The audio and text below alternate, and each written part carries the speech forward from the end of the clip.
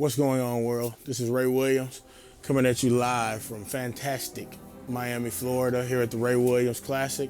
And I am going to answer some of the questions that you guys submitted right here and now. Why did you start powerlifting?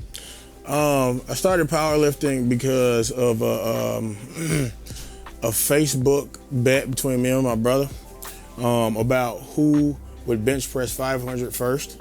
And we basically agreed to post our progression videos on Facebook each week on Friday. And pretty much what happened was, in the midst of the contest, he went and did a powerlifting meet in, I think it was Definiac Springs, Florida. And he loved it. Told me that I probably should look into it because, you know, there's no reason to walk around the world strong for no reason. So I jumped in a powerlifting meet, one of the first ones, a little local powerlifting meet in my area, and I didn't quite like it like he did because the competitive side of me didn't like the participatory award type thing. And then if you know anything about powerlifting, it's super expensive. So I really didn't like it until I did my first USAPL meet down in Mobile and fell in love with the sport ever since. Been in love with the sport ever since. What has been your favorite moment in powerlifting? There are so many, but one of my favorite moments is just and it's kind of a not necessarily a trick question, but a trick answer. It's just the camaraderie that you experience at every meet. Like, no matter how much work you've put in and you're dialed in on hitting your numbers, it's just the camaraderie that you get from the lifters, the coaches, you know, everybody. Everybody wants everybody to succeed. And I guess there's not one definitive moment, but actually an accumulation of moments. And most of that involves the people that, you know, that are around you at these meets. How has your training been since going to Worlds? It has been really, really difficult because dealing with the weight loss, I was really upset about Worlds, but one thing I have to take into consideration after Worlds is that, a good man won a championship, and I've got nothing but respect for that gentleman, and I'm happy for him and I'm happy for his country. But as far as my training, I kind of want to jump back right to where I was when I went to Worlds, because I know what I'm capable of if I'm healthy, my weight is right, and my mind is right. I know exactly what I'm capable of. But, the one thing I have to tell myself is I'm in the process of putting that weight back on. So the mind and the mentality, all that is still there. It's just that every time I get under the bar or every time I approach the bar, I have to remind myself that I'm a smaller version of myself, and not to get carried away and go in and hurt myself, and then I'm on the shelf for a while. So far my training it's been up and down, it's been a struggle, but I'm starting to come to terms with the fact that the harder I train, the better I eat, the weight will come back, and so will the big numbers. Okay. What's your favorite pre-workout meal or snack? Watermelon. I love watermelon. Watermelon is awesome. Yeah, I can eat it all day. Like, that's my favorite everything right now. Because being that, I've hired a nutritionalist to help me gain the weight back in a healthy manner, whatever that means. I'm trying to stay away from all the foods that, that help you gain weight, but also contribute to bad health. So, right now my favorite snack is watermelon, fruit. Anything cold and fruity, I can deal with it. What about pre-workout meal? Pre-workout meal, it's gonna always be rice and eggs. Like it's to the day I stop powerlifting, rice and eggs do it for me.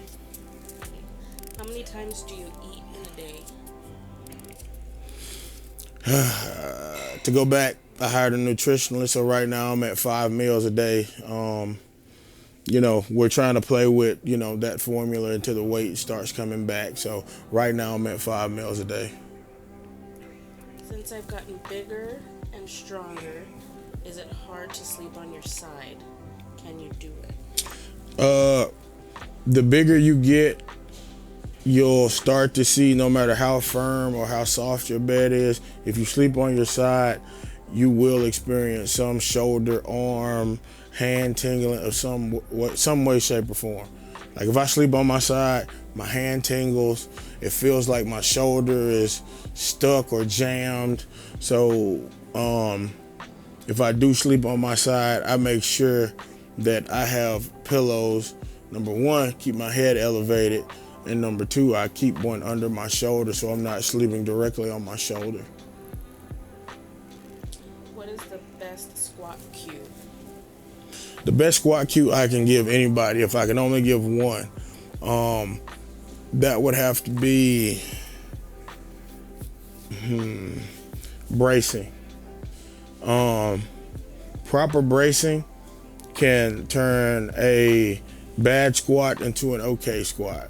Because a lot of people, as coaches and as students of powerlifting, they're told to always breathe deep, take a deep breath. But in saying that, you're not saying enough.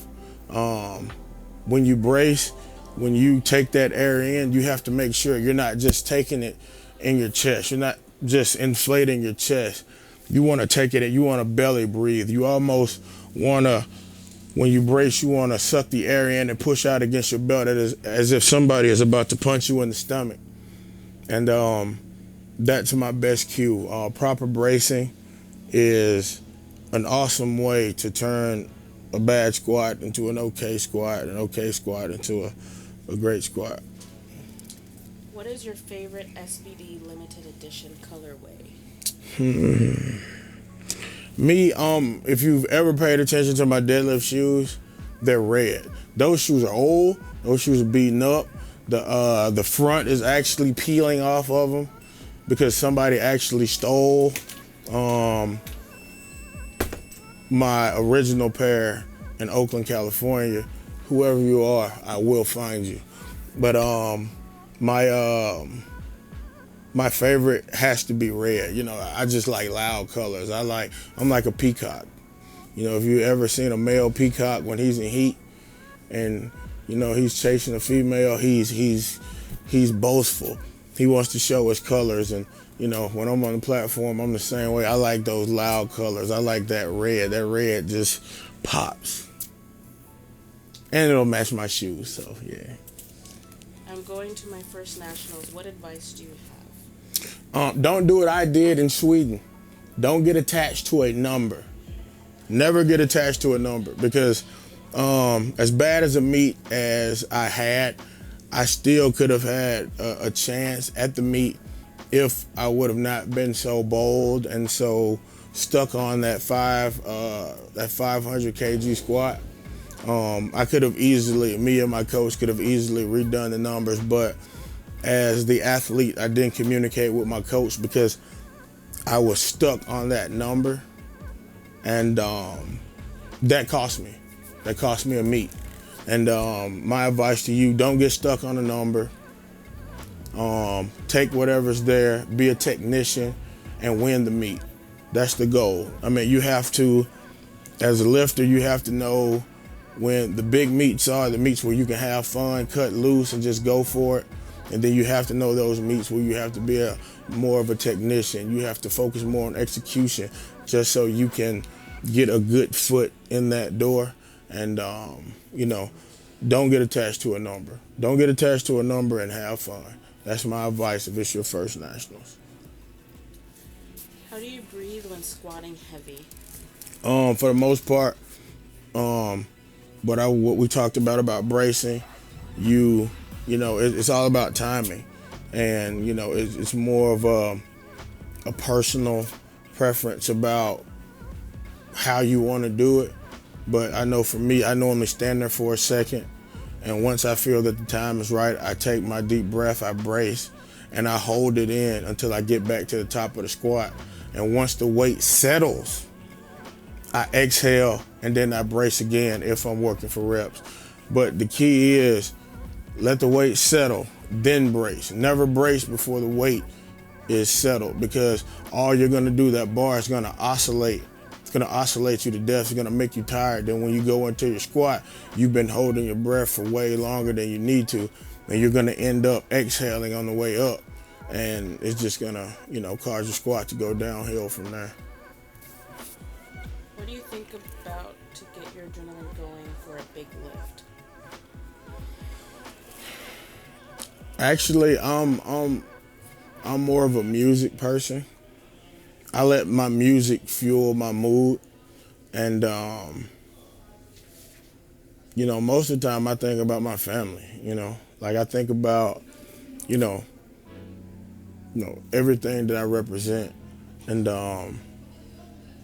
I take that and whatever music I'm listening to, I tune the rest of the world out, and I just cut a fool. I mean, that's the thing. Like when you're in the gym, like that's all you got. All you got is that mentality, that attitude. Some people are calm lifters, but even the calm lifters, I guarantee you, if you could take a peek into their thoughts, I guarantee you it's a lot of chaos, and it's a lot of rage, it's a lot of something going on there to get them going. I let mine out. Do you feel pressure to hit certain numbers? No, because in order to feel pressure, that means that I'm trying to appease someone or do this for someone else. I'm doing this for me. So if I go into the gym, like I said, Sweden taught me a lot. When I go into the gym, when I go into a meet, if it's there, I'm gonna take it. If it ain't, then you just gotta chalk it up to experience, learn from it, and try to get it in the next training cycle. Has powerlifting changed your perspective on life in any way? No, because I played college football, and the same thing I said about powerlifting, I looked at football the same way. I played football I've been on several championship teams from high school and college, and I barely remember any score of any game I've ever played in. But the one thing I do remember is the camaraderie I had with my teammates. And like I said about powerlifting, it's about the people, because at the end of the day, like I feel like every time I register for a meet, you got that section where it always asks for your best squat, your best bench, your best deadlift, your best total. I never remember that stuff. I have to Google my own numbers. And because that's not why I do this. It's never been about the numbers. It never will be about the numbers. It's about the people around you that, enrich your life and make your life better. So, the same camaraderie I had in football, I found in powerlifting. On behalf of myself and SBD Apparel, I just want to thank you guys for your questions, taking the time out of your day just to submit these questions. I just want you to know I appreciate it. Thank you, and see you guys later.